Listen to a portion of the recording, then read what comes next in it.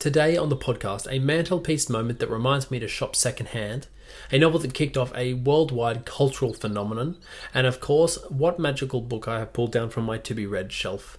All of that and more this week on a novel review.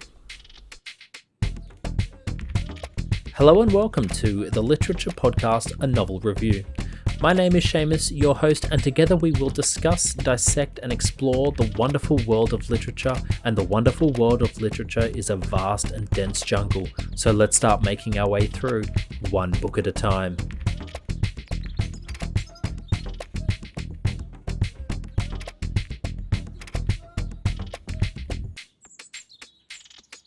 Hey guys, welcome. Thanks for joining me for another episode of a novel review, the podcast exploring the wonderful world of literature.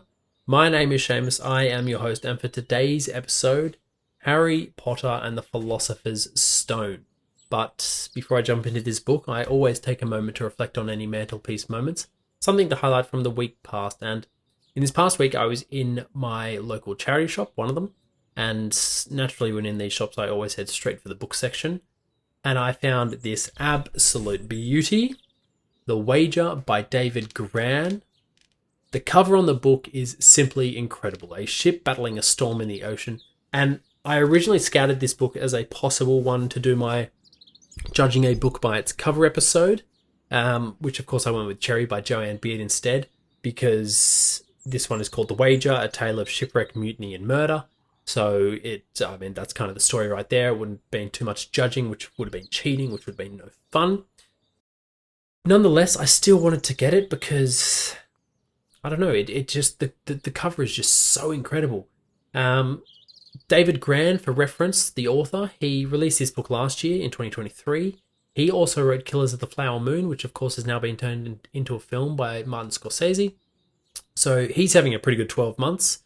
And yeah, I was in the shop, I saw it, it was hardcover, it looks brand new, it looks like it hasn't been touched, and I decided to tempt myself and open it up, see how much it cost.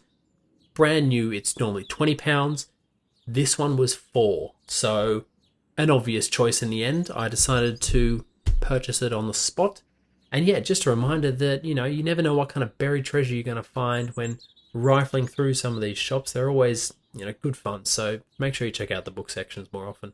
Housekeeping, as always, all the scripts from the episodes are available on the website, and there should be closed captions on the YouTube videos around here. Also, if you could like, subscribe, and 5-star review, I really appreciate it, and it helps other people find the show, and that is much appreciated, so thank you for that.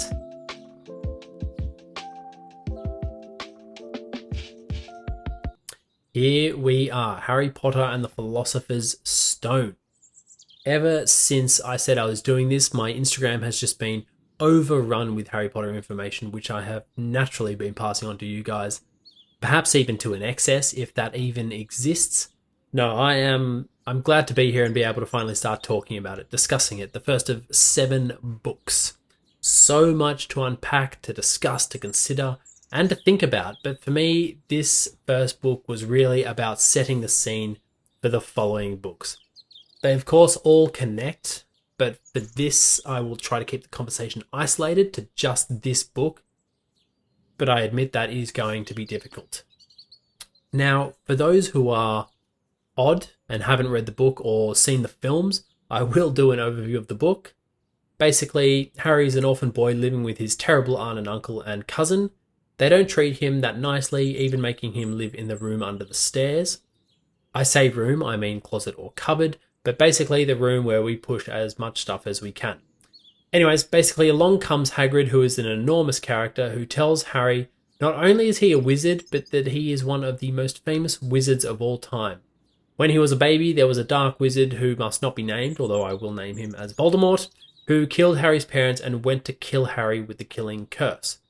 Only the curse backfired for the first time in history, and so Voldemort was defeated, and Harry, being just a defenseless baby, becomes inadvertently the one who destroyed Voldemort and the only person to survive the killing curse.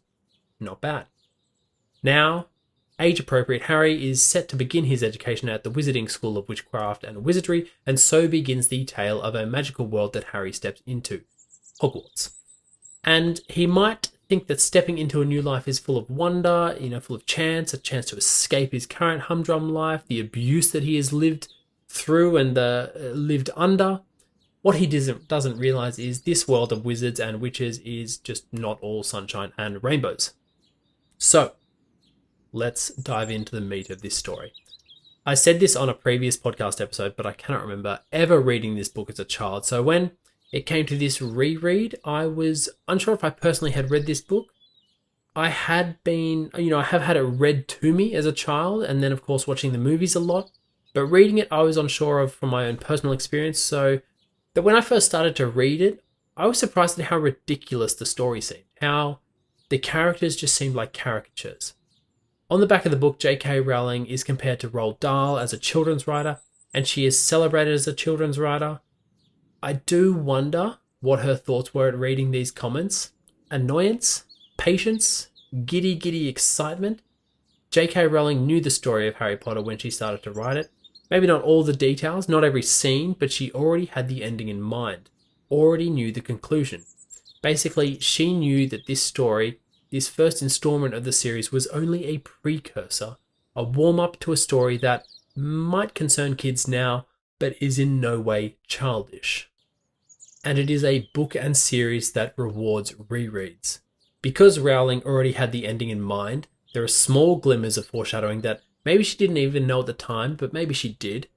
Take this one, for example. Heading to Gringotts for the first time, Hagrid says that it is probably the safest place except for maybe Hogwarts.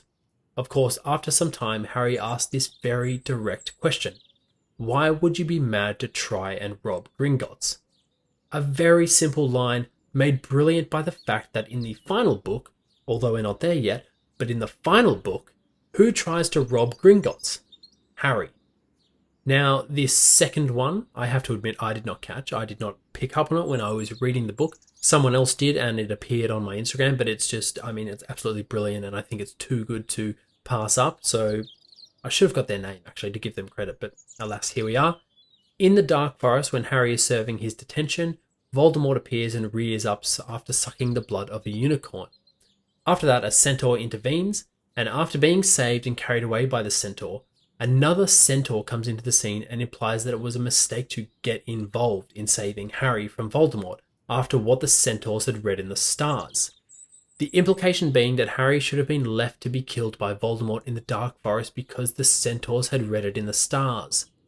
A very, very subtle and yet perfect piece of foreshadowing because, spoilers if you are one of those weirdos that has not read the books or seen the movies, that happens in the last book.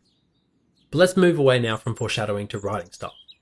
My first thoughts along with what I've just said were also concerned with her writing style. She has such a sharp style that doesn't feel like it's cutting through you or the text itself. That being said, in the early stages of reading, I felt that some of the scenes didn't flow as much as I would have liked, but this is a very short book when you consider how much happens inside it. One thing I had clearly forgotten was in the very, very early stages when Harry is a baby, Voldemort is of course vanquished and all the witches and wizards of the world are so happy to the point that they are even exclaiming the good news to muggles, the non-magic folk of the world like you and I. I said this in another episode and will say it now. The early stages of this book do feel like everyone is a caricature of who they are trying to be. This is not a criticism. I think I'm just constantly looking back on the silliness of these scenes with the foretaste of what is coming. Something I do wonder is what this story would have looked like if J.K. Rowling had been given the guarantee that this first book in the series would have been as successful as the later ones. Because I know fantasy and sci-fi are really difficult to get published, so making the book short like this, I guess it just keeps the book open to shorter readers and children alike, and I guess it's just one of those questions I do answer if she'd been given free rein to write the book as long and as densely as she would have liked. For the moment, I just want to briefly touch upon something that I discussed in my formalism episode, the structure, especially at the beginning of the story. The story has quite a traditional structure in that Harry is an orphan who discovers he is part of something larger after someone reveals that he has magical powers and he possesses them, and then he is taken away on an adventure/quest. That is very, very brief, but it is essentially the same opening sequence of that as Lord of the Rings, in that Frodo is an orphan who discovers he has a magical ring, told to him by an older character who is then whisks him away on an adventure/quest. Also very similar to that of Star Wars, Luke Skywalker, orphaned, find out he is a Jedi, or will possibly become one, I guess, possesses the power of the Force and is told to him by the wise old Ben Obi-Wan Kenobi before being whisked away for a quest/adventure. If you want to indulge me on that, go check out my formalism episode. But basically, there is a familiar structure to this, and it's clearly a winning structure. Now, one thing I noticed about the book was that, surprise, surprise, the book is better than the movie. I know, that old chestnut, that is to be expected. But I mean, like, the first half of the film, I've got to give it credit. The first half of the film is really good at being faithful to the text. But an interesting thing I noticed about the Philosopher's Stone when I was reading it is it really felt like a magical mystery adventure. Harry, Ron, and Hermione are all trying to deduce what Snape is up to, what the Philosopher's Stone is, and how it all fits together. But in the book, as opposed to the film, it read as a much more logical story, and not as, let's say, silly. In the film, the three of them accidentally find themselves on the stairs that move them to level 3, which is out of bounds, and instead of going, "Oh, we shouldn't be here," and moving on, they say, "Oh no, we should be here," and enter, and then they have to run and hide, which further drives them into level 3, and where they then find the three-headed dog Fluffy. And I guess it feels just a bit forced. Whereas in the book, they are out of bed late at night, being tricked by Malfoy, and so take refuge, accidentally finding themselves on level 3, which, when you're in a panic, feels more logical to end up somewhere you shouldn't, compared to actively acknowledging and committing further to it, like it does in the films. Both instances end up in the same result, and the discovery of Fluffy, but the book felt like it had a bit more finesse to it, and that makes it more of a pleasurable read. I also don't think the movie captured just how bad Ron is to Hermione, because in the first half of this book, he is a bit, and by a bit I mean a lot, he is a bit of a dick. All in all, I wouldn't say it's the best Harry Potter novel, but as it's the first in a series of 7 books, it is the foundational book, the book building and establishing a world, and it has to be done. There's nothing wrong with that, because now I am ready to charge into the second book, The Chamber of Secrets. But before we get there, we have to have a rating. The first book in the series, the stories that leads to every other, I'm going to rate this a 4 out of 5.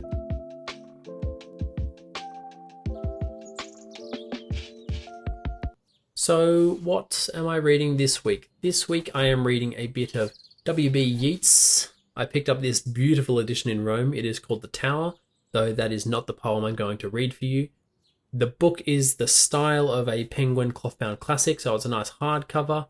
And I was reading it the other day and I came across this lovely poem. It's simple. I wouldn't say it's groundbreaking, but it's still beautiful. And so that means it's worth a read and a listen for you. So I'm going to read for you The Wheel by W.B. Yeats. And it goes, The Wheel. Through winter's time we call on spring, and through the spring on summer's call, and when abounding hedges ring, declare that winter's best of all. And after that there's nothing good, because the springtime has not come, nor know that what disturbs our blood is but a longing for the tomb. Now, before I close out the show, if you have listened this far, please consider hitting those 5 stars. I would really appreciate it. Also, feel free to head along to the website and support the pod, and of course, thank you for your attention. So I think it's time to end this episode, and today, to take us away, why don't we have another poem from Yeats, because the book's right here in my hand, and why not? This poem is Youth and Age. Much did I rage when I was young, being by the world oppressed, but now with flattering tongue it speeds the parting guest.